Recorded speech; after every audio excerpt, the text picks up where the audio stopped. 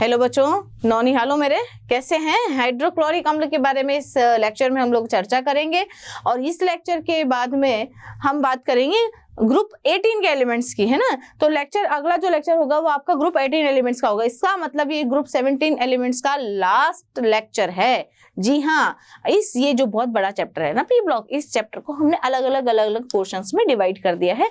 आप भी बिल्कुल इसी प्रकार से इन्हें पढ़ना शुरू कर दीजिए, ठीक है। अभी तक यदि आप लोगों ने नहीं पढ़ा है तो पढ़ना शुरू कर दीजिए और धीरे धीरे छोटे छोटे पार्ट्स में आप जो है सिलेबस को डिवाइड करके इनके ऊपर रूल कर लीजिए। जैसे अंग्रेजों ने शासन किया था, उनकी पॉलिसी क्या थी? Divide and rule. हम लोगों को भी बिल्कुल हमारे सिलेबस के साथ में यही करना है। क्या करना है? डिवाइड एंड रूल, यानी कि पूरे सिलेबस को, सारे ही सब्जेक्ट्स की बात कर रही हूँ, नॉट ओनली फॉर केमिस्ट्री, सारे ही सब्जेक्ट्सों के लिए मैं बोल रही हूँ कि आप सभी सब्जेक्ट्स में अपना जो सिलेबस है उसको छोटे छोटे पार्ट्स में डिवाइड कर दीजिए। जितने पार्ट्स में आप करना चाहते हैं आपकी एग्जाम्स की डेट के अकॉर्डिंग, उनको छोटे पार्ट्स में डिवाइड कीजिए और अपने इंटरेस्ट के हिसाब से उनको पढ़ना शुरू कर दीजिए। पक्का करते चलिए और आगे बढ़ते चलिए, ठीक है। तो मेरी शुभेच्छाओं के साथ में आपका स्वागत है मोशन लर्निंग में। और हाइड्रोक्लोरिक अम्ल आप यहाँ पर आज देखने को आपको पूरा लेक्चर मिलेगा। तो अगली बात करते हैं इसमें हाइड्रोक्लोरिक अम्ल के बारे में।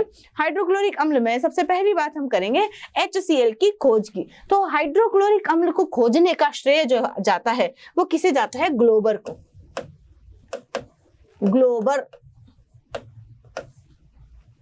ने HCl को खोजा। अब कैसे खोजा, यानी कि बनाया? सबसे पहले किसने बनाया था? ग्लोबर ने ही बनाया था, है ना। अब HCl जो है, इस HCl को एक चीज और इसके बारे में बताना चाहूंगी। HCl को नमक का तेजाब भी कहा जाता है बच्चों। नमक का तेजाब यानी कि स्प्रिट ऑफ सॉल्ट, नमक का तेजाब भी कहा जाता है। तो नमक का तेजाब किसे कहते हैं? HCl को। HCl को नमक का तेजाब भी कहा जाता है। देखिए H2SO4 जो है उसे सल्फर का तेजाब कहते हैं, है ना, स्प्रिट ऑफ सल्फर। और HCl को क्या कहते हैं? नमक का तेजाब कहते हैं। अब ग्लोबर ने क्या किया था? सांद्र H2SO4, मतलब जो न्यूट्रलाइजेशन रिएक्शन होती है ना, वो काम में ली थी। किसने? अपने ग्लोबर ने। ग्लोबर ने, मैं लिख देती हूँ, ग्लोबर ने सांद्र H2SO4 की NaCl से अभिक्रिया द्वारा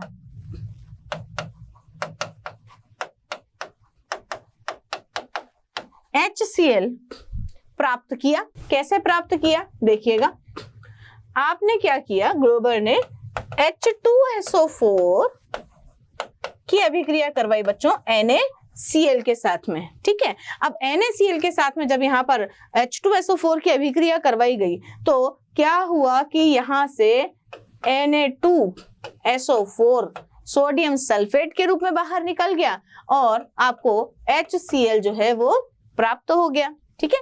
H2SO4 की NaCl के साथ में अभिक्रिया द्वारा ये HCl आप लोगों को प्राप्त हो गया, है ना। तो एक्चुअली ये रिएक्शन 2 स्टेप्स में हुई थी। देखिएगा किस किस प्रकार से। आपने पहले तो क्या किया कि 1 मोल NaCl और 1 मोल H2SO4 लिया। अब यहां से 1 मोल पहले NaHSO4 बाहर निकला और 1 HCl यहां से आपको देखने को मिला। कब?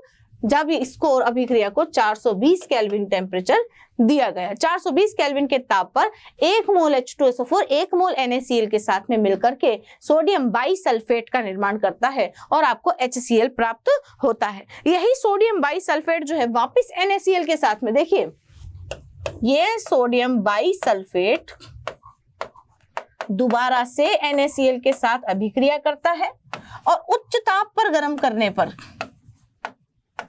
उच्च ताप पर गर्म करने पर ये आपको Na2SO4 दे देता है और एक HCl का मॉलिक्यूल और आपको प्राप्त हो जाता है। तो ओवरऑल रिएक्शन क्या है, H2SO4 NaCl के साथ में मिलकर के 1 मोल Na2SO4 दे रहा है और 2 मोल HCl के दे रहा है। तो वो जो मैंने पहले लिखी थी वो ओवरऑल रिएक्शन थी, बट ये रिएक्शन 2 स्टेप्स में इस प्रकार से ग्लोबर ने करवाई थी। तो हम अभी किसकी बात करें, ग्लोबर की बात करें, तो हम ग्लोबर के हिसाब से ही बात करेंगे। तो पहले स्टेप में क्या हुआ, H2SO4 NaCl के साथ 420 केल्विन ताप पर NaH सोडियम बाइसल्फेट का निर्माण करती है और HCl गैस जो है वो हमें प्राप्त होती है। HCl जो आपका हाइड्रोक्लोरिक अम्ल है वो यहाँ से प्राप्त होता है।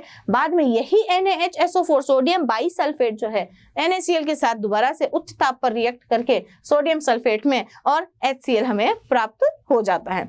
अच्छा, इस तरीके से ग्लोबर ने HCl को प्राप्त किया। ग्लोबर के बाद में एक और वैज्ञानिक हैं जिनका नाम है डेवी। तो डेवी ने HCl को एक क्षारकी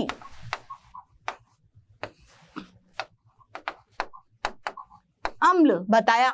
मतलब क्या है कि ये एक ऐसा अम्ल है जो जलीय विलयन में क्या देता है, जलीय विलयन में कितने अम्ल सिद्ध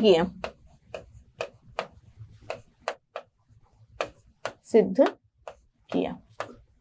ये एक ऐसा अम्ल है बच्चों जो जलीय विलयन में सिर्फ एक H+ देता है, और जो एक H+ देता है वो एक क्षारकीय अम्ल होता है, जो 2 H+ देते हैं द्विक्षारकीय अम्ल। इनके बारे में हम लोग पढ़ चुके हैं। तो इस तरीके से डेवी ने इसको क्या सिद्ध किया, एक क्षारकीय अम्ल, यानी कि जब भी इसकी जरूरत पड़ेगी तो ये कितने H+ देगा, एक H+ देगा, इसलिए ये कैसा है, एक क्षारकीय अम्ल है। और ये किसने सिद्ध किया, डेवी ने। तो आपको ध्यान रखना है, ग्लोबर ने तो क्या किया था, इसकी खोज की थी, इसे कैसे बनाया जाता है ये बताया था, और डेवी ने इसको क्या घोषित किया था, एक क्षारकीय अम्ल।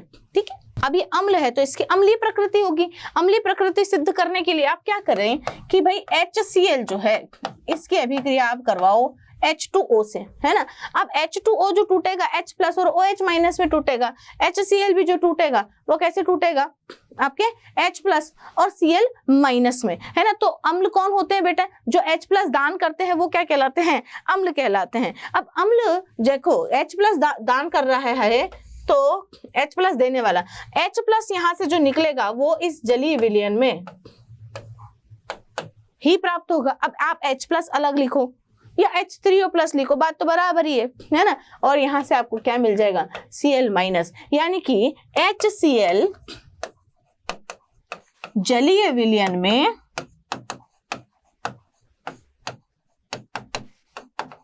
H+ देता है। अतः अम्लीय प्रकृति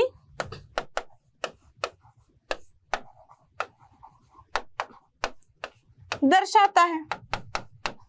अब देखिए, आपको मालूम है कि आर्रेनियस ने भी अम्ल क्षार की अवधारणा दी थी। आर्रेनियस के अकॉर्डिंग अम्ल कौन होते हैं, जो H+ देते हैं, जलीय विलयन में जो H+ देते हैं वो अम्ल होते हैं। इसके बाद में ब्रांस्टेड-लॉरी आए थे, उन्होंने भी कहा था अम्लों के बारे में कि जलीय विलयन में जो H+ देते हैं वो अम्ल होते हैं। तो बताइए, जलीय विलयन में HCl ने H+ दिया ना, H+ दिया, तो जलीय विलयन में H+ H2O लेकर के जो है अम्लीय जल का निर्माण कर रहा है H3O+, इसको H3O+ लिखो या H+ लिखो, बात बराबर ही है। ठीक है, तो अम्लीय प्रकृति इस प्रकार से प्रदर्शित करता है। अमोनिया के साथ में अभिक्रिया, देखिए अमोनिया NH3, अमोनिया के पास होता है एक लोन पेयर। ठीक है, अब ये जो लोन पेयर वाला अमोनिया है ये इस HCl के साथ में अभिक्रिया करके देता है बच्चों आपको अमोनियम क्लोराइड। इसे कहते हैं नौसादर या अमोनियम क्लोराइड।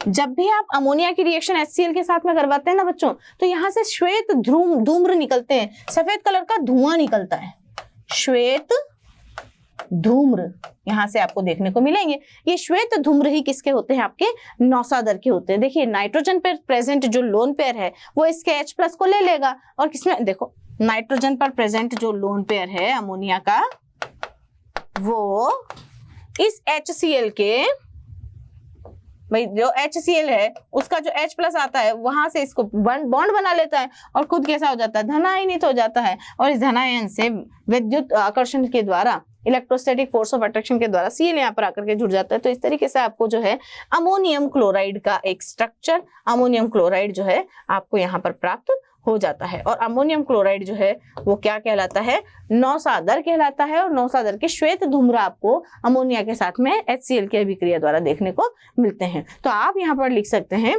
कि HCl अमोनिया से क्रिया कर, अमोनिया से अभिक्रिया द्वारा नौसादर या अमोनियम क्लोराइड के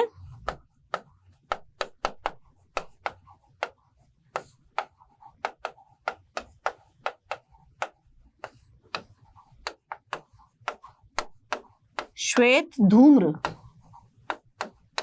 देता है। ठीक है, तो श्वेत धूम्र आप लोगों को यहाँ पर देखने को मिलता है अमोनिया की क्रिया द्वारा।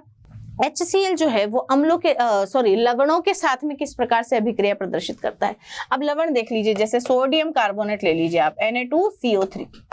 इस Na2CO3 की यदि आप HCl के साथ में अभिक्रिया करवाते हैं तो देखने को आपको मिलेगा कि Na2CO3 जो है HCl के साथ में अभिक्रिया कर, Na2CO3 जो है HCl के साथ में अभिक्रिया करके किस प्रकार से टूट जाता है देखिएगा।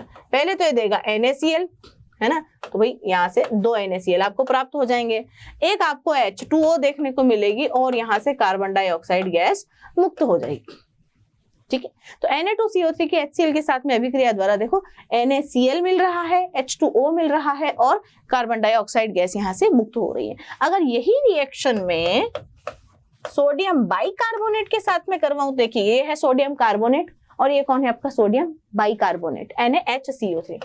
यदि इसके साथ में HCl की अभिक्रिया करवाई जाए तो भी आपको क्या प्राप्त होंगे, NaCl ही प्राप्त होगा, H2O ही प्राप्त होगा और कार्बन डाइऑक्साइड ही प्राप्त होगा। यानी कि अगर कार्बोनेट के दोनों ही लवण सोडियम बाइकार्बोनेट हो या सोडियम कार्बोनेट हो, दोनों के ही साथ में जो है एक जैसी रिएक्शन आप लोगों को देखने को यहाँ पर मिल रही है। अब सोडियम कार्बोनेट नहीं लेना है तो आप सोडियम सल्फेट ले लो, ये लीजिए, ये लीजिए NaHSO और Na2SO4। हाँ, SO4 SO3 का बड़ा ध्यान रखना पड़ता है बच्चों, है ना। तो NaHSO4 और Na2SO4 इसे क्या कहा जाता है, सोडियम बाइसल्फेट, और ये क्या कहलाता है, सोडियम सल्फेट। इसके साथ भी HCl की जो अभिक्रिया करवाई जाती है यहाँ से आपको प्राप्त होता है NaCl, H2O और जो यहाँ से गैस मुक्त होगी वो कौन सी होगी, SO3। बोलिए, SO3 गैस मुक्त हो रही है। और Na2SO4 के साथ में भी जब HCl अभिक्रिया दर्शाता है तो यहाँ पर आपको 2 मोल लेने को मिलेंगे और NaCl के 2 मोल प्राप्त होंगे। 1 मोल आपको H2O देखने को मिलेगा और 1 मोल आपको SO3 गैस मुक्त होगी। यदि आप यहाँ पर SO4 की जगह पर SO3 ले लेते हैं, ये देखिएगा, यदि आप यहाँ पर SO4 ना लेकर के SO3 ले लेते हैं, देखिए ये भी एक लवण है, तो आपको अब की बार जो गैस देखने को मिलेगी वो SO3 ना देखने को मिलेगी। और कौन सी गैस देखने को मिलेगी बच्चों, यहाँ से कौन सी गैस विमुक्त होगी, भाई एक तो H2O बना लिया तो SO2 गैस आपको देखने को यहाँ से मिलेगी। तो इस तरीके से आप लवणों के अकॉर्डिंग यहाँ पर NaCl, H2O और गैस जो मुक्त हो रही है उसका पता लगा सकते हैं। तो ये रिएक्शंस आप खुद भी करवा सकते हैं ना भाई। Na और Cl जो है वो आपस में मिल जाएंगे, बचा हुआ जो वाटर मॉलिक्यूल है वो निकल जाएगा और जो गैस है वो आप अपने आप देख करके, चाहे SO3 निकल रही है या SO2 निकल रही है, वो इस लवण के ऊपर डिपेंड करता है। इस तरीके से कार्बन डाइऑक्साइड यहाँ से और SO2 गैस यहाँ से प्राप्त हो जाती है। ठीक है, लवणों के साथ में HCl की अभिक्रिया इस प्रकार होती है। आयरन के साथ में जब आपका HCl रिएक्ट करता है तो आपको क्या प्राप्त होता है, देखिएगा। आयरन के साथ, आयरन मतलब आपका Fe के साथ में जब HCl की रिएक्शन करवाई जाती है तो यहाँ से आपको देखने को मिलेगा FeCl2 बनता है और हाइड्रोजन गैस यहाँ से मुक्त होती है। जैसे ही यह हाइड्रोजन गैस यहाँ से मुक्त होती है ना, ये सिर्फ FeCl2 बना पाता है, FeCl3 नहीं बना पाता है। मतलब क्या होता है, हाइड्रोजन गैस बनते ही विमुक्त हो जाती है, जिससे सिर्फ FeCl2 ही बन पाता है, FeCl3 नहीं। ठीक है, सिर्फ और सिर्फ FeCl2 बनेगा, FeCl3 नहीं बनेगा। क्यों? क्योंकि यहाँ से जो हाइड्रोजन है बनते ही तुरंत मुक्त हो जाती है, और तुरंत मुक्त हो जाती है तो यहाँ पर HCl के साथ में दोबारा से आयरन को रिएक्ट करने का मौका नहीं मिलता है, और ये फेरिक क्लोराइड में कन्वर्ट नहीं हो पाता है, कि सिर्फ और सिर्फ फेरस क्लोराइड में ही ये कन्वर्ट होता है। आगे देखते हैं।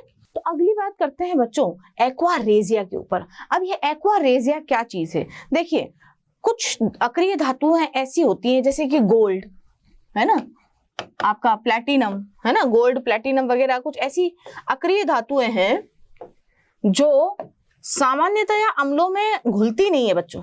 देखिएगा, गोल्ड को यदि आप HCl में घोलेंगे तो भी ये नहीं घुलेगी, आप H2SO4 सांद्र H2SO4 में घोलने जाएंगे तो भी आपका जो गोल्ड है वो उसमें नहीं घुलेगा। गोल्ड हुआ, प्लैटिनम हुआ, ये सब जो है ना वो इन H2SO4 HCl जैसे जो स्ट्रॉन्ग एसिड्स होते हैं है ना, उसमें नहीं घुलती हैं। तो फिर अब हम क्या करें? यदि इनको घोलने की आवश्यकता पड़े तो हम ऐसा क्या करें कि इन मेटल्स को घोलने के लिए एक अलग तरह का पदार्थ बनाया जाता है जो कि होता है एक्वारेजिया। अब एक्वारेजिया जो है वो दो स्ट्रॉन्ग अम्लों को मिलाकर के बनाया जाता है। कैसे बनाया जाता है? देखो, HCl और HNO3 दोनों को मिलाया जाता है एक निश्चित रेशो में, है ना, निश्चित प्रोपोर्शन में HCl को और HNO3 को मिलाया जाता है, और क्या बनता है आपका एक्वारेजिया। अब वो निश्चित प्रोपोर्शन क्या है कि इसके 3 मोल और इसका 1 मोल लेना पड़ता है ना।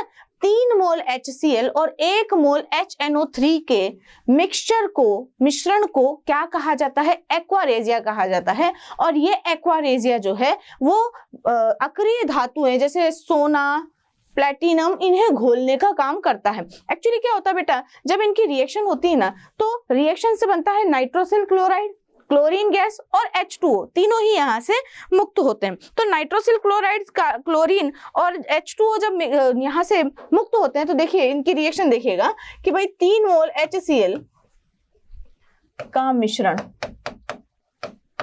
3 मोल HCl व 1 मोल HNO3 का मिश्रण एक्वारेजिया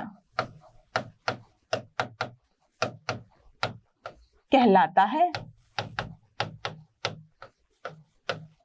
ठीक, अब HCl जो है 3 मोल HCl और HNO3 ये दोनों मिलकर के यहां पर नाइट्रोसिल क्लोराइड NOCl का निर्माण करते हैं। साथ ही साथ यहां से क्लोरीन गैस विमुक्त होती है। ठीक, क्लोरीन गैस के विमुक्त होने के साथ साथ यहां पर 1 मोल H2O भी मुक्त होता है। तो देखिए रिएक्शन हो गई बैलेंस, NOCl H2O HNO3 एक और ऑक्सीजन यहाँ पर कम है, इस रिएक्शन को बैलेंस कर देते हैं। NOCl Cl2 और 2H2O, हाँ जी 3 और 1 4, हाँ 2H2O। अब हो गए हाइड्रोजन, क्लोरीन, नाइट्रोजन सब बैलेंस हो गए। अब ये जो रिएक्शन है, इस रिएक्शन में ये जो आपको प्रोडक्ट मिले हैं, ये प्रोडक्ट गोल्ड और प्लैटिनम जैसी धातुओं को आपस में घोलने का काम करते हैं। तो कैसे होगा ये काम? देखिएगा, गोल्ड को यदि आपको घोलना हो तो गोल्ड के लिए देखिए, गोल्ड के लिए यदि मैं अभिक्रिया लिखूं तो कैसे लिखी जाएगी? ये आपका गोल्ड है, इन एक्वारेजिया के मिक्सचर से प्राप्त क्लोरीन के साथ में ये किस तरह से रिएक्ट करेगा? देखिएगा, ये बनाएगा AuCl3। क्या बनाएगा?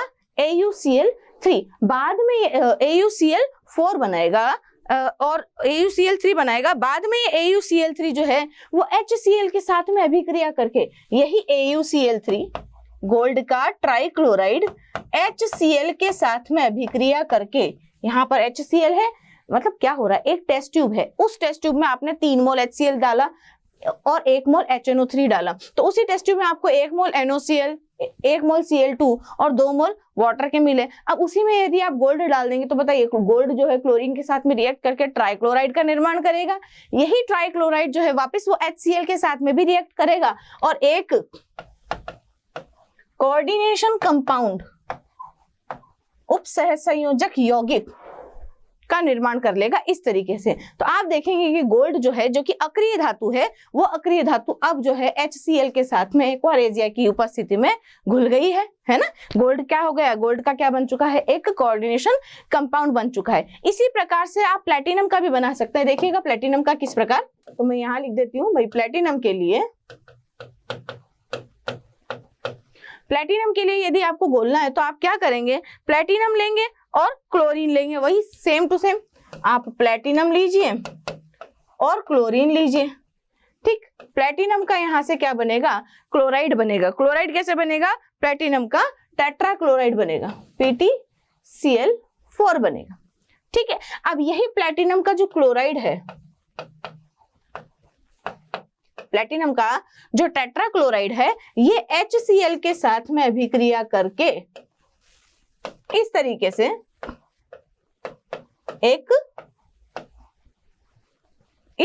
से एक कोऑर्डिनेशन कंपाउंड का फॉर्मेशन कर लेगा, यानी कि एक उपसहसंयोजक यौगिक का निर्माण यहां से ये कर लेगा। तो देखिए प्लेटिनम का टेट्राक्लोराइड जो है HCl के साथ में मिलकर के इस तरीके से एक कॉम्प्लेक्स कंपाउंड का फॉर्मेशन करता है, उपसहसंयोजक यौगिक का निर्माण करता है। तो एक्वारेजिया मतलब अगर आप गोल्ड को डायरेक्ट HCl से रिएक्ट करवाएंगे तो ये रिएक्शन नहीं होगी बच्चों। प्लैटिनम की भी यदि आप एक्वारेजिया से नहीं करवा करके या तो HCl से या HNO3 के साथ में रिएक्शन करवाएंगे तो ये रिएक्शन नहीं होगी। परंतु यदि HCl और HNO3 का मिक्सचर इस प्रोपोर्शन में लिया जाए, 3:1 के प्रोपोर्शन में यदि लिया जाए, 3:1 के अनुपात में यदि इनको लिया जाए तो 3:1 के अनुपात में लेने पर 3:1 में लेने पर ये एक्वारेजिया बना लेता है। और एक्वारेजिया जो है इस तरह की गोल्ड और प्लैटिनम जैसी अक्रिय धातुओं को घोलने का काम करता है। तो इस तरीके से यहाँ पर एक्वारेजिया जो है गोल्ड और प्लैटिनम को घोलने का काम करता है। तो एक्वारेजिया एक ऐसा मिक्सचर है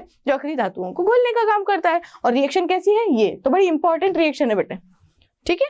अब ये जो गोल्ड और प्लैटिनम आप लोगों ने एक्वारेजिया में घोला है, इसी की आयनिक समीकरण आप लोगों से कई बार पूछ ली जाती है। तो इसकी आयनिक समीकरण को हम लिखेंगे अब यहाँ पर। देखिएगा गोल्ड की आयनिक समीकरण यदि हम लिखें तो देखिए आप पहले लेंगे गोल्ड। अब आयनिक समीकरण लेनी, इसका मतलब क्या लेने हैं, आयन लेने, धन आयन लेना है, ऋण आयन लेना है। तो देखिएगा किस प्रकार से लेना है, ये क्लोराइड आयन के साथ में रिएक्ट करेगा, ये आयन भी यहां पर चाहिएगा और अपने को H+ भी चाहिए। अब H+ चाहिए तो कहां से मिलेगा H+, H2O से मिलेगा, है ना। तो H2O पूरा नहीं लिख करके हम लोग क्या लिख देंगे यहाँ पर, H+, ठीक है, H+ और Cl इस तरीके से यहाँ पर आपने करवाया। अब इसकी जो आयनिक रिएक्शन लिखेंगे तो gold 4Cl- NO3- plus 4H+, तो यहां से आपको क्या मिलेगा, AuCl का होल 4 जिसके ऊपर एक माइनस चार्ज। देखो हमने जब कंपाउंड बनाया था तब आगे इस माइनस चार्ज को हाइड्रोजन लगा करके बैलेंस किया था, है ना। तो कोऑर्डिनेशन कंपाउंड किस प्रकार से बनते हैं, किस प्रकार से बैलेंस होते हैं, ये सारे की सारी चीजें जो हैं आप उधर कोऑर्डिनेशन कंपाउंड चैप्टर नंबर 9 में पढ़ेंगे, ठीक है। तो अभी आप ये देखेंगे। उसके बाद यहाँ से क्या क्या विमुक्त होता है, एक तो HCl4- एक अपना जो है वाटर मॉलिक्यूल मुक्त होगा यहाँ से, और यहां से NO नाइट्रोजन मोनोऑक्साइड गैस यहां से मुक्त होगी। तो ये गोल्ड की एक्वारेजिया के साथ में आयनिक समीकरण आपको प्राप्त हो चुकी है, ठीक है। तो गोल्ड ने क्या किया है, क्लोराइड आयन, नाइट्रेट आयन और H+ यानी कि हाइड्रोजन आयन के साथ में इस तरीके से रिएक्शन करके एक कोऑर्डिनेशन कंपाउंड का निर्माण किया है। NO का निर्माण यहाँ पर हुआ है और H2O का भी फॉर्मेशन यहाँ पर साइड प्रोडक्ट के रूप में हुआ है। परंतु यदि प्लैटिनम के साथ में इसकी रिएक्शन करवा दी जाए तो देखिएगा प्लैटिनम के साथ में ये किस प्रकार रिएक्शन शो करते हैं। देखिएगा प्लैटिनम की आयनिक रिएक्शन कुछ इस प्रकार होगी कि भाई 3 मोल आप प्लैटिनम के लेंगे, 18 मोल आप Cl- के लेंगे, 4 मोल आपको NO3- के चाहिए और 16 मोल आपको H+ के चाहिए। अब ये समस्या बड़ी है कि भाई इनको याद कैसे रखें। मैडम आप ये पढ़ा तो देती हो पर हमें याद नहीं रहता कि हम ये रिएक्शन को कैसे याद करें। आप ऐसे याद रखो 1 4 1 4, देखिएगा AuCl NO3 और H+, ठीक है। अब ये तो आपको याद रखनी पड़ेंगे ना, पर मोल्स वगैरह में अगर आप कंफ्यूज हो जाओ तो 1 4 1 4, है ना। इसका जस्ट 4 गुना कर दो, 4 चौक 16, 1 चौक 4, और 16 से थोड़ा सा 2 और बढ़ा दो, और 1 2 3 है, थोड़ा बहुत तो अपने को याद रखना ही पड़ेगा, एफर्ट तो लगाना ही पड़ेगा, है ना। बट चीजों को जब आप कोरिलेट करके पढ़ेंगे बेटा तो चीजें बड़ी आसान हो जाएंगी। अब आपको पता ही है कि जो कोऑर्डिनेशन कंपाउंड बना था उसमें प्लैटिनम वाला जो कोऑर्डिनेशन कंपाउंड बना था उसमें बाहर क्या था, H2 था, और प्लैटिनम के साथ में कितने क्लोरीन थे, 6 क्लोरीन थे। तो यहाँ पर देखो हाइड्रोजन हम नहीं बना रहे, तो भाई प्लैटिनम के साथ में क्लोरीन कितने हैं, 6 हैं, और इसके ऊपर चार्ज कितना है, 2 माइनस है। अब 3 प्लैटिनम है तो भैया ये भी तो 3 ही बनेंगे ना, है ना। 3 अगर आप लोगों ने प्लैटिनम के मोल लिए हैं तो ये जो कॉम्प्लेक्स कंपाउंड बनेगा वो भी तो 3 मोल बनेगा, तभी तो प्लैटिनम बैलेंस हो पाएगा ना। आगे देखो, ये लो जी H2O आपको बनाना है, तो देखो यहाँ पर अपन ने 4 H प्लस लिए थे तो 2 H2O बना था, यहाँ 16 लिए तो कितना H2O बनेगा, 8 बनेगा, जस्ट हाफ, बिल्कुल आधा, है ना। जितने मोल H प्लस लिए हैं उसका जस्ट आधा बनेगा। NO3 जितना हमने इधर लिया था उतना अपन ने NO बनाया था, तो देखो यहाँ अपन ने NO3 कितने लिए हैं, 4 मोल लिए हैं, तो कितना NO बनेगा, 4 बनेंगे, है ना। NO नाइट्रोजन मोनोऑक्साइड, तो 4 NO। बोलिए रिएक्शन अपने आप बैलेंस हो गई।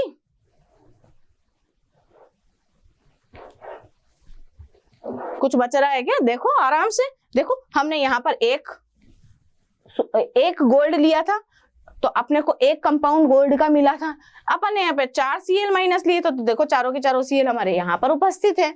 NO3 का हमने 1 मोल लिया था तो 1 मोल NO में विघटित हो गया है, और H प्लस कितने लिए थे, 4 लिए थे, तो जस्ट इसका आधा H2O आपको मिल चुका है। बिल्कुल वही प्रक्रिया हमने नीचे वाली रिएक्शन में भी दोहराई है। क्या लिया है हमने, 3 मोल प्लेटिनम के लिए हैं, तो प्लेटिनम का जो कंपाउंड होगा वो कितना बनेगा बच्चों, 3 मोल बनेंगे। देखो 3 मोल प्लेटिनम से 3 मोल प्लेटिनम का कोऑर्डिनेशन कंपाउंड बना है। 18 Cl माइनस लिए तो देखो 6 3 18 अपने आप हो गया बैलेंस। फिर NO3 के 4 मोल लिए थे तो 4 अपन ने NO बना दिए यहाँ पर, और हाइड्रोजन कितने लिए थे, 16 H प्लस लिए थे, तो 16 का जस्ट आधा 8 H2O यहाँ पर आपको प्राप्त हो गया। तो इस तरीके से आप 2-3 बार जब इस आयनिक रिएक्शन को लिखेंगे तब जाकर के आपको ये आयनिक रिएक्शन अच्छे से याद हो जाएगी। और ध्यान रखिएगा मैं यहाँ पर आपको पूरा इंपॉर्टेंट सारी चीजें बोर्ड से रिलेटेड जितनी भी इंपॉर्टेंट चीजें हैं वो सब बता रही हूँ, और वही एग्जाम में आएंगी, ठीक है। तो इनको याद करते हुए चलना है। एक्वारेजिया अपने आप में एक बहुत इंपॉर्टेंट टॉपिक है, और इसके ऊपर से क्वेश्चन आता ही है ना। या तो आयनिक समीकरण लिखवा ली जाती है, या फिर आपसे एक्वारेजिया के बारे में पूछ लिया जाता है कि एक्वारेजिया क्या होता है। तो आपका आंसर होना चाहिए कि एक्वारेजिया क्या होता है, HNO3 और HCl का 1:3 में। सुनिएगा, ध्यान दीजिएगा, मैंने क्या बोला, HNO3 और HCl का 1:3 का रेशो, और अगर मैं बोलूं कि HCl और HNO3 का तो 3:1 में रेशो। हाँ, कंफ्यूज नहीं होना है, HCl 3 अमाउंट में, HNO3 1 अमाउंट में लेना है। क्लियर है, मतलब जिसमें 3 नहीं है उसमें 1 लेना है, और जिसमें 3 नहीं है उसको 3 लेना है। बात आ गई समझ में। अरे HNO3 के फॉर्मूला में 3 आता है ना यार, ये देखो आया ना, HNO3 के फॉर्मूला में 3 आता है, HCl के फॉर्मूला में 1 आता है, तो जिसमें 1 है उसमें 3 देना है, जिसमें 3 है उसमें 1 देना है।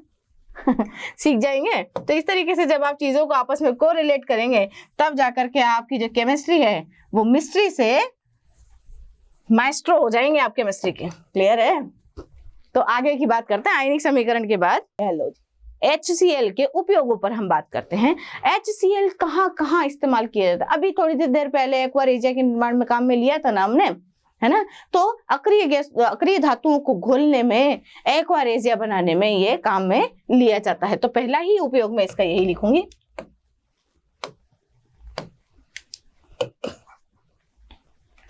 HCl एक्वारेजिया के निर्माण में प्रयुक्त किया जाता है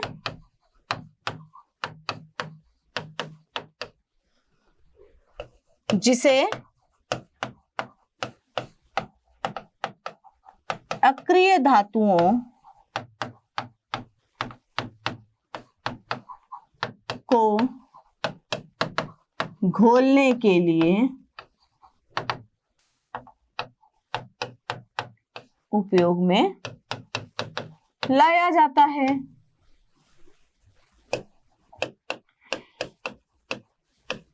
ठीक है, तो अभी अभी हमने पढ़ा कि एक्वारेजिया में किसको डाला जाता है, HCl को डाला जाता है, और ये किसमें इस्तेमाल किया जाता है, अक्रिय धातुओं को घोलने। अच्छा, एक्वारेजिया का एक नाम और है, अम्लराज। एक्वारेजिया को अम्लराज भी कहते हैं बेटा। देखो, एक तो होता है अम्लों का राजा, है ना, एक तो होता है अम्लों का राजा, है ना, किंग ऑफ एसिड्स। कौन है वो? आपका सांद्र सल्फ्यूरिक अम्ल। ठीक, और एक है अम्लराज, कंफ्यूज नहीं होना दोनों में। वो कौन है आपका? Aqua regia. 3 मोल HCl और 1 मोल HNO3। ठीक है, दोनों में कंफ्यूज नहीं होना। एक तो अम्लों का राजा है, मतलब वो राजा ही है ना, और एक ने अपना नाम ही राजा रख लिया है तो ये एक्वारेजिया जो है, इसने अपना नाम ही राजा रख लिया, और ये तो एक्चुअली अम्लों का राजा है ना। तो अम्लों का राजा कौन? सांद्र सल्फ्यूरिक अम्ल, जो कि क्या है? सल्फर का स्पिरिट है ना। जबकि अम्लराज कौन है? एक्वारेजिया। तो दोनों में अंतर है, ध्यान रखिएगा। ठीक है, अब अगला इसका जो उपयोग है उस पर चर्चा कर लेते हैं। अगला जो उपयोग है बच्चों,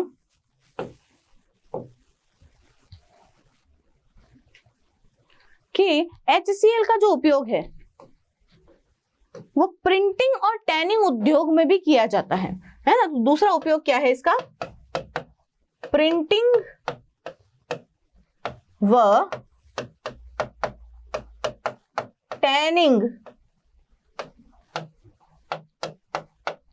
उद्योग में भी इसे काम में लिया जाता है HCl को। तीसरा इसका उपयोग है विभिन्न तरह के क्लोराइड के निर्माण में भी इसको इस्तेमाल किया जाता है। विभिन्न क्लोराइडों के निर्माण में भी HCl का इस्तेमाल किया जाता है। अगला इसका उपयोग यदि हम देखें तो प्रयोगशाला में अभिकर्मक के रूप में इस्तेमाल किया जाता है। तो 3 से 4 उपयोग आप लोगों को लिखने होते हैं। मतलब जब क्वेश्चन आता है कि HCl के उपयोगों पर चर्चा कीजिए या HCl के उपयोग लिखे, तो आपको 4 ही उपयोग लिखने होते हैं, और चारों के चारों आपके सामने यहाँ पर है। याद रखने की भी जरूरत नहीं है, ये एक्वारेजिया आपने को याद रह ही जाएगा।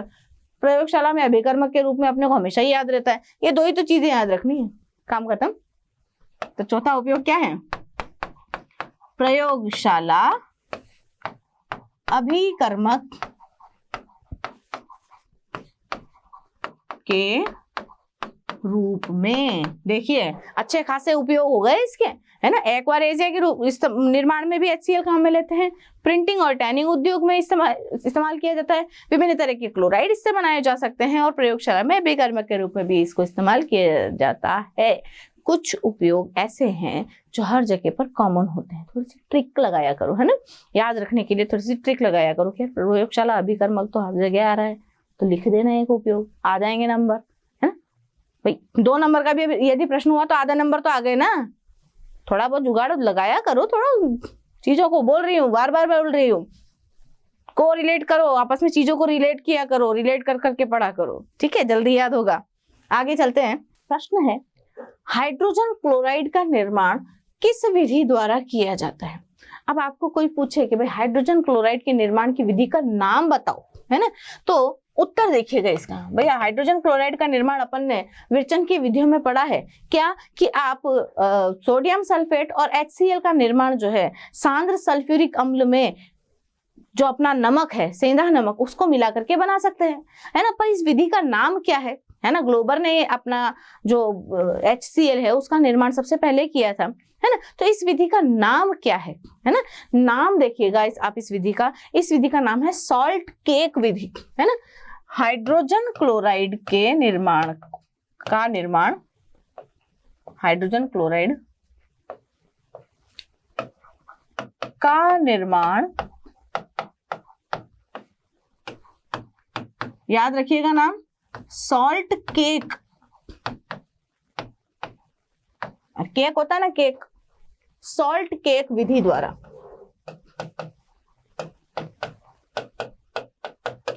किया जाता है।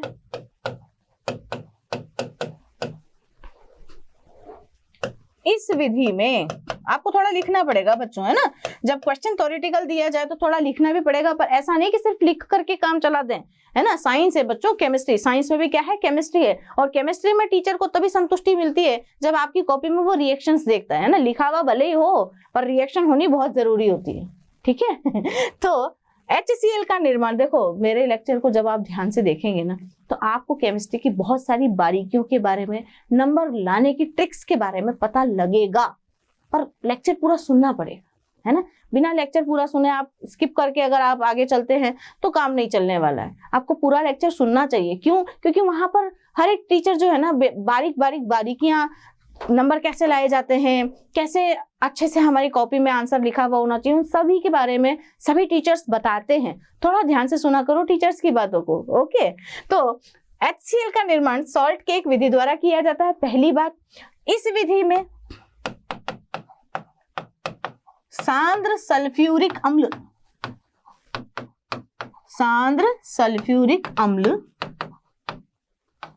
की अभिक्रिया सेंधा नमक होता है ना, सब्जी में डाल के खाते हैं, व्रत वगैरह में हम लोग काम में लेते हैं। तो सेंधा नमक द्वारा करवाकर सोडियम सल्फेट तथा HCl का निर्माण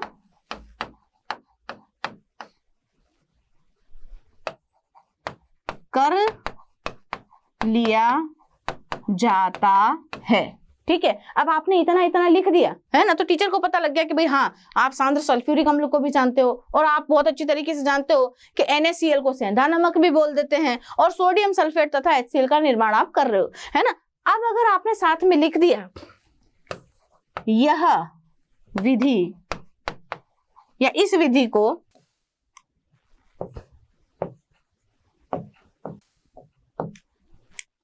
इस विधि द्वारा ग्लोबर ने, अब देखो आप कितनी काम की बातें लिख रहे हैं ना। आप आंसर तो लिख रहे हैं, आंसर सब बच्चे लिखते हैं, बट आपका आंसर प्रभावी कैसा हो, ऐसा होगा आपका आंसर। अगर आप इस तरीके से आंसर लिखेंगे तो आपके आंसर का इम्पैक्ट बाकी के क्वेश्चंस के आंसर पर भी पड़ेगा बच्चों। अगर आपने ऐसे आंसर लिखा ना तो आपका टीचर जो कॉपी आपकी चेक कर रहा है ना, वो सोचेगा कि नहीं यार, इस बच्चे को नॉलेज है ना, ये बच्चा इंटेलिजेंट बच्चा है और इसको बारीकियों के बारे में पता है, इसका मतलब इसकी कॉपी अच्छी होने वाली है। एक साइकोलॉजी डेवलप हो जाएगी और आपको अच्छे नंबर मिलेंगे, ठीक है। तो इस विधि द्वारा ग्लोबर ने HCl का निर्माण किया था। अब देखिए किया था तो कैसे किया था। आपने क्या बोला कि भाई सॉल्ट केक विधि द्वारा सांद्र सल्फ्यूरिक अम्ल, ज्यादा अपने को नहीं करना है, बस सांद्र सल्फ्यूरिक अम्ल ले लेना है, इसको लिख देना है कॉन्सेंट्रेटेड, है ना। प्लस क्या लेना है आपको, NaCl लेना है और आपको यहाँ पर क्या बना देना है, Na2SO4 बना देना है और HCl। इस तरीके से एक लाइन वाली रिएक्शन यहाँ पर आपको लिख देनी है और यहाँ पर गर्म कर देना, क्योंकि यहाँ पर टेम्परेचर का वेरिएशन था। हालांकि ये 2 स्टेप्स वाली रिएक्शन थी, पर अभी उसने पूछा नहीं है ना। उसने पूछा भी किस विधि द्वारा किया जाता है, तो 2 नंबर में इतना आंसर सफिशिएंट है। इतना भी अगर आपने लिख दिया पूरे नंबर मिलेंगे, कोई नंबर आप लोगों का नहीं कटने वाला है। बस आप रिएक्शन को बैलेंस जरूर कर लेना, ठीक है। Na2SO4 HCl, 2 HCl आपको मिल जाएंगे भाई, ठीक है। तो इस तरीके से यदि आपने रिएक्शन को लिख दिया तो आपकी रिएक्शन भी बैलेंस होनी चाहिए और आंसर इस प्रकार का यदि होता है तो आप बड़े इंटेलिजेंट बच्चे माने जाते हैं, ठीक है। अगली बात करते हैं। तो हाइड्रोजन क्लोराइड का निर्माण किस विधि द्वारा किया जाता है। आपने नाम लिख दिया, सॉल्ट केक विधि द्वारा। कैसे किया जाता है, सांद्र सल्फ्यूरिक अम्ल की सेंधा नमक के साथ अभिक्रिया करवाकर सोडियम सल्फेट और HCl प्राप्त किया जाता है। इसी विधि द्वारा ग्लोबर ने HCl का निर्माण किया था। कैसे किया था, इसको इसमें मिलाया था, गर्म कर दिया और ये बना लिया था, ठीक है, यही हुआ था। अब अगले प्रश्न पर आते हैं। अब देखिए, हाइड्रोजन क्लोराइड गैस को सुखाने के लिए, हाइड्रोजन क्लोराइड गैस को सुखाने के लिए किसका इस्तेमाल किया जाता है? अब हाइड्रोजन क्लोराइड गैस को यदि आपको सुखाना है तो देखो हाइड्रोक्साइड्स जो होते हैं ना, हाइड्रोक्साइड्स यानी कि जिनमें OH आपको मिलता है, हाइड्रोक्साइड्स क्या करते हैं, क्षारीय प्रकृति के होते हैं और ये अपना क्या है, अम्ल है। तो अम्ल और क्षार आपस में मिलकर के अभिक्रिया कर लेंगे और सॉल्ट और वाटर का निर्माण करेंगे। ये रिएक्शन तो अपने को करवानी नहीं है, तो इसको किस प्रकार से सुखाया जाए HCl की गैस को? तो यहां पर मैं लिखूंगी कि भाई हाइड्रोक्साइड्स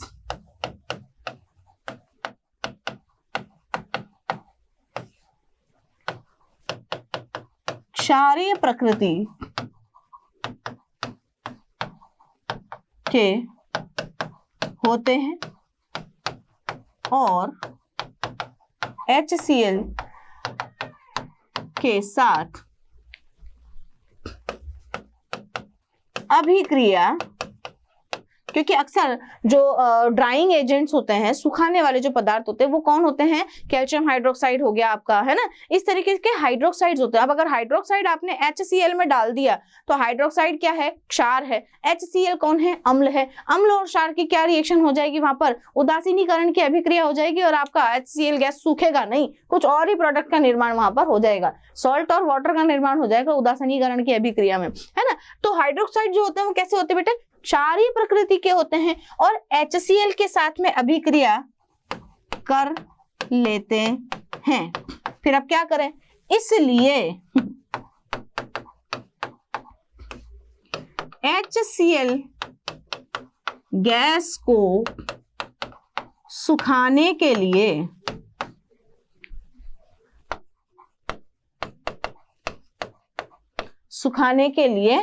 सांद्र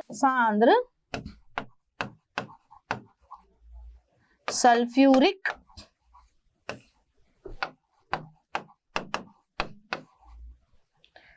इसलिए हाइड्रोजन HCl गैस को सुखाने के लिए सांद्र सल्फ्यूरिक अम्ल का प्रयोग किया जाता है, प्रयोग किया जाता है। भाई सुखाना है मतलब क्या करना है, पानी निकालना है, और पानी निकालने के लिए किसका इस्तेमाल करते हैं, ड्राइंग एजेंट का इस्तेमाल करते हैं। और अक्सर जो ड्राइंग एजेंट्स होते हैं वो अपने हाइड्रोक्साइड्स होते हैं, कैल्शियम का हाइड्रोक्साइड, सोडियम का हाइड्रोक्साइड। ये हाइड्रोक्साइड के पर यहाँ पर इस्तेमाल हम नहीं कर सकते हैं, क्यों, क्योंकि वो क्षारीय प्रकृति के होते हैं और HCl जो है आपका अम्लीय प्रकृति का है। तो अम्ल और क्षार की उदासीनीकरण की अभिक्रिया से सॉल्ट और वाटर का निर्माण होता है, जबकि वहां पर वो सूखता नहीं है। तो इसलिए हाइड्रोक्साइड्स का इस्तेमाल यहाँ पर नहीं करेंगे, हम किसका इस्तेमाल करेंगे, यहाँ पर सांद्र सल्फ्यूरिक अम्ल का प्रयोग करेंगे। तो मैंने आप लोगों को बताया है कि सांद्र सल्फ्यूरिक अम्ल जो है वो केमिस्ट्री का क्या है, प्यासा कौवा, है ना, बताई थी ना मैंने कहानी, एक कौवा प्यासा था, घड़े में थोड़ा पानी था। हाँ, तो वही प्यासा कौवा अपना कौन है, सांद्र सल्फ्यूरिक अम्ल है। यही सांद्र सल्फ्यूरिक अम्ल हम HCl को सुखाने के लिए भी इस्तेमाल करेंगे, ठीक है। तो सांद्र सल्फ्यूरिक अम्ल का इस्तेमाल हम यहाँ पर कैसे करेंगे, इसको सुखाने के लिए करेंगे, क्योंकि इसके साथ ये अभिक्रिया नहीं करता है ना, क्योंकि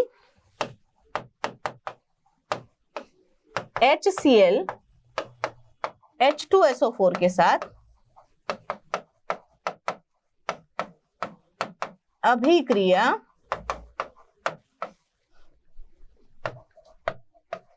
नहीं करता है, अतः HCl को सुखाने वाले एजेंट के रूप में इसका प्रयोग किया जाता है।